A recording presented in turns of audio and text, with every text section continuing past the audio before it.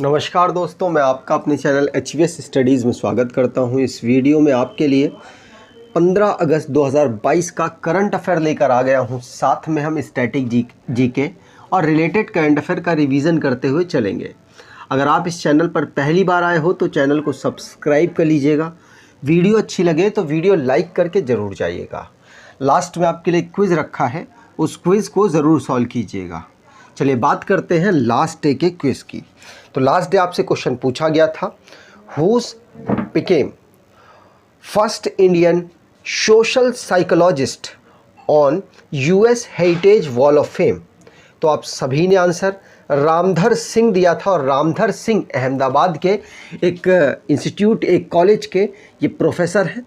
इनको hall of fame में US ने शामिल किया है, और ये पहले इंडियन सोशल साइकोलॉजिस्ट हैं, याद रखना है। आज के पहले क्वेश्चन की बात करें, first edition of women's IPL to be held in March in which year. आपको बता दूं, इसकी चर्चाएं बहुत पहले से हो रही थी, और पहले ही मैंने आपको क्लियर किया था कि एक्सपेक्ट किया जा रहा है कि इस डेट को, इस ईयर से स्टार्ट करेंगे हम वुमेन्स का IPL। अभी तक मेंस का IPL ऑर्गेनाइज कराया जा रहा था। अब क्या होगा, अब वुमेन्स का IPL भी ऑर्गेनाइज कराया जाएगा, जो कि 2023 से ऑर्गेनाइज कराने की घोषणा की गई है BCCI के द्वारा। आपको बता दूं, सौरव गांगुली जी इस समय पर प्रेसिडेंट के पद पर BCCI में काम कर रहे हैं।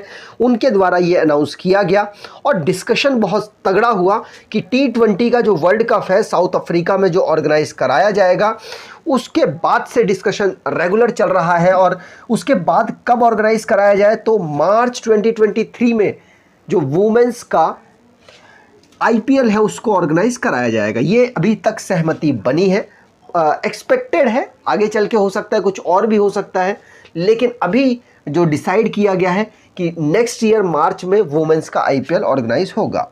ठीक है, यहाँ पर बात की जाए BCCI की, तो BCCI board of control for cricket in India, Bharat में क्रिकेट को कंट्रोल करने वाली ये बॉडी है। इसका हेडक्वार्टर मुंबई में है। इसे फाउंड किया गया था 1928 में। सौरव गांगुली इसके प्रेसिडेंट हैं, वाइस प्रेसिडेंट राजीव शुक्ला हैं, जय शाह सेक्रेटरी के पद पर काम कर रहे हैं, राहुल द्रविड़ मेंस टीम के कोच हैं, और वुमेन्स टीम के कोच हैं रमेश पवार। तो रिसेंटली में जो स्पोर्ट्स से रिलेटेड करंट अफेयर बना है उसको रिवाइज कर लेते हैं। पहला क्वेश्चन पढ़ लिया। दूसरा है, रियल मैड्रिड ने एंट्रेक्ट फ्रैंकफर्ट को हराकर फिनलैंड में इस टूर्नामेंट को ऑर्गेनाइज कराया गया, और इन्होंने जीत लिया। किसने? रियल मैड्रिड ने। सुनील छेत्री मेन में, मनीषा कल्याण वुमेन में। इनको football of the year award दिया गया। कॉमनवेल्थ गेम 2022 ऑर्गेनाइज हुआ, जिसमें निखत जरीन और शरद कमल, जिन्होंने फ्लैग बियरिंग की है, मतलब ध्वजवाहक बने हैं। कहाँ पर? क्लोजिंग सेरेमनी में। याद रखिएगा, पूरी एक वीडियो प्रोवाइड करा रखी है जो हमारा कॉमनवेल्थ गेम हुआ, उसे आप ज़रूर फॉलो कीजिए। यकीन मानिए, आपको बेसिक सारी नॉलेज 2022 की, उससे पहले की मिल जाएंगी। आप उसे ज़रूर देख लीजिएगा। प्रभात जयसूर्या और एमा लंब, इंग्लैंड से एमा लंब है, और प्रभात जयसूर्या श्रीलंका से हैं। इनको प्लेयर ऑफ द मंथ जुलाई के लिए चुना गया है ICC के द्वारा। चेस ओलंपियाड 2026 को ऑर्गेनाइज कराया जाएगा उज्बेकिस्तान में। कॉमनवेल्थ गेम, जिसमें पहली बार ऑर्गेनाइज कराया जा रहा था वुमेन का T20 वर्ल्ड कप, जिसमें भारत की टीम ने सिल्वर मेडल जीता, ऑस्ट्रेलिया की टीम ने गोल्ड मेडल जीता है। कॉमनवेल्थ गेम में ही PV सिंधु जी, जो कि गोल्ड मेडल भारत को वर्ल्ड जो वुमेन सिंगल बैडमिंटन हुआ था वहां पर इन्होंने जीता है। आगे बात करें तो कॉमनवेल्थ गेम में भारत को टोटल 61 मेडल मिले हैं। कितने? 61 मेडल। निखत जरीन तेलंगाना से बिलोंग करती हैं, बॉक्सर हैं, और भारत के लिए इन्होंने गोल्ड मेडल जिताया है। विश्वनाथन आनंद जी को FIDE की तरफ से डिप्टी प्रेसिडेंट बनाया गया। V प्रणव, जिनको जो इंडिया के 75 नंबर के ग्रैंड मास्टर बने हैं, और ये तमिलनाडु से बिलोंग करते हैं। आगे बात करें, अगला question, Mexican president proposes peace commission led by how many leader including प्रधानमंत्री नरेंद्र मोदी। कितने लीडर को प्रधानमंत्री जी को इंक्लूड करके अनाउंस किया गया है कि ये लोग शांति के लिए दुनिया में कुछ मतलब लीड करके कुछ करें। तो कितने लोग, प्रधानमंत्री जी को इंक्लूड करके बात की जाए तो टोटल 4 लोगों को ये अनाउंस किया गया है कि ये लोग शांति के लिए कुछ आकर आगे अपना योगदान दें, लीड करें, जिससे कि दुनिया में शांति बनाई जा सके। तो 4 लोग कौन कौन से हैं? तो कौन कौन? पोप फ्रांसिस और एंटोनियो गुटेरस, इंडिया के प्रधानमंत्री नरेंद्र मोदी जी, और साथ साथ UN secretary general Antonio Guterres. ये 4 लोगों को मेक्सिको के प्रेसिडेंट ने बोला, एंड्रेस मैनुअल लोपेज ओब्राडोर उनका नाम है। उन्होंने कहा कि चारों लोग दुनिया में शांति स्थापित करने के लिए काम करें और दुनिया में शांति किस तरीके से स्थापित हो ये लोग लीड करें, जिससे कि दुनिया उस रास्ते पर चल सके। बहुत बड़ी बात है। भारत के प्रधानमंत्री को यहाँ पर इंक्लूड किया गया। इसीलिए यहाँ पर बात की जाए मेक्सिको के प्रेसिडेंट की, तो नाम पढ़ लिया हमने, ओब्राडोर इनका नाम है, लोपेज ओब्राडोर, और मेक्सिको की कैपिटल है मेक्सिको सिटी। मैक्सिकन पेसो इसकी करेंसी है। रिसेंटली में जो इंटरनेशनली करंट अफेयर बना है उसको रिवाइज कर देते हैं। पहला क्वेश्चन पढ़ लिया। दूसरा है, रशिया ने ईरान की सैटेलाइट को अभी रिसेंटली में कजाकिस्तान से लॉन्च किया। लेंगिया हेनिपा वायरस चाइना में ऑब्जर्व किया गया। गुस्तावो पेट्रो पहले लेफ्टिस्ट है जो कि कोलंबो में प्रेसिडेंट के पद पर पहुंचे हैं। चाइना ने largest ever military drill Taiwan के पास ऑर्गेनाइज कराया है। जिम्बाब्वे जिसने गोल्ड कॉइन लीगल टेंडर के रूप में लॉन्च किया, जिससे कि इन्फ्लेशन को टैकल किया जा सके। रशिया जो कि इंटरनेशनल स्पेस स्टेशन को 2024 तक छोड़ देगा, अनाउंस कर चुका है। बजराम बेगच अल्बानिया के प्रेसिडेंट बने हैं। वजीफा नजरीन K2 पे चढ़ने वाली पहली बांग्लादेश की वुमेन बनी है, और K2 दुनिया की 2nd हाईएस्ट पीक है। दिनेश गुनावर्देना 15वें नंबर के प्राइम मिनिस्टर बने हैं श्रीलंका के। अगर आप करंट अफेयर की ई बुक परचेज करना चाहते हैं तो आप इस ई बुक को परचेज कर सकते हैं। डिस्क्रिप्शन बॉक्स में लिंक है, वहाँ से आपको ये आसानी से मिल जाएगी। और ऑलमोस्ट यहाँ पर 7 महीने का करंट अफेयर कवर किया गया है, जो आपके आने वाले रेलवे ग्रुप डी और भी एसएससी लेवल के एग्ज़ाम के लिए मोस्ट इंपॉर्टेंट होंगे। तो आप इसे ज़रूर परचेस करें, आपको बहुत ज़्यादा बेनिफिट मिलेगा। डिस्क्रिप्शन बॉक्स में लिंक है, वहाँ से आपको मिलेगी। अगले क्वेश्चन की बात करें, which ministry launches smile 75 initiative. आपको बता दूं, स्माइल 75 इनिशिएटिव जब इनिशियल में लॉन्च की गई थी तो इसमें जिनके पास अपने घर नहीं है, जो बेगर्स हैं, जो मतलब इम्पोर्टेंट की कैटेगरी में आते हैं, जो अदर्स की कैटेगरी में आते हैं, उनको यहाँ पर बेनिफिट्स देने की प्रोवाइड कराई गई, उनको स्टेबल करने की कोशिश की गई कि उनका घर हो, उनको स्टेबल एक जगह पर रखा जाए, जिससे कि अपने जीवन को अच्छे से यापन कर सके।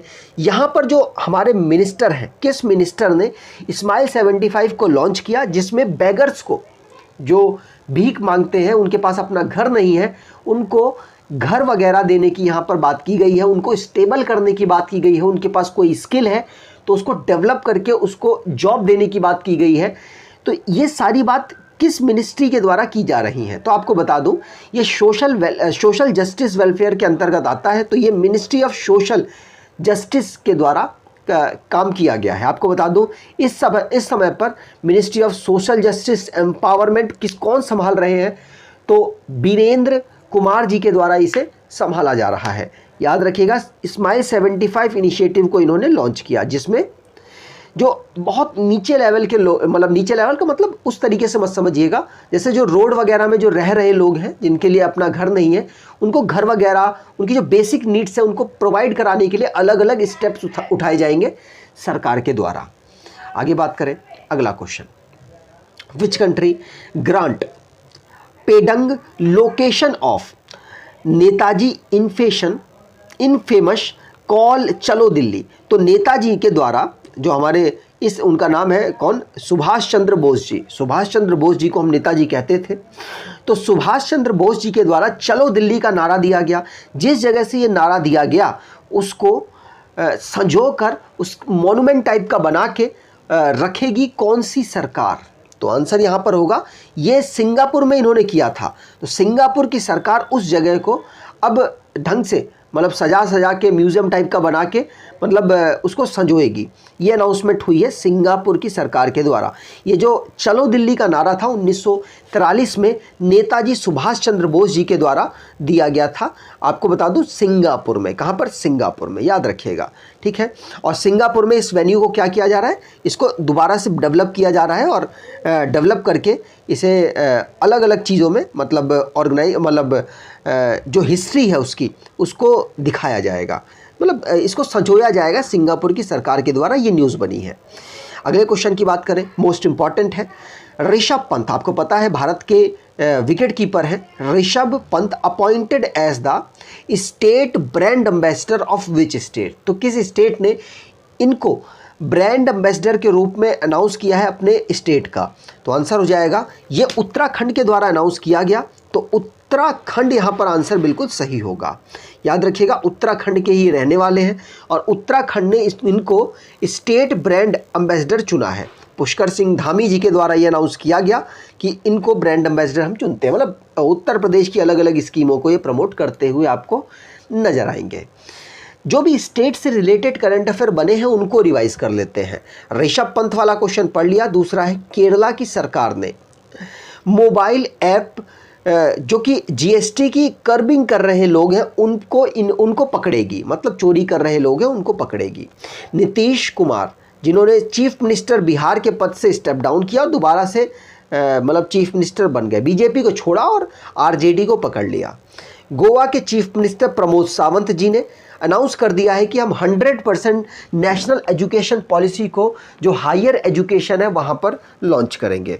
उत्तर प्रदेश की गवर्नमेंट ने डेलॉयट इंडिया के साथ साइन अप किया है कि किस तरीके से वो 1 ट्रिलियन यूएस डॉलर की जो इकोनॉमी है वहाँ तक पहुँच सके।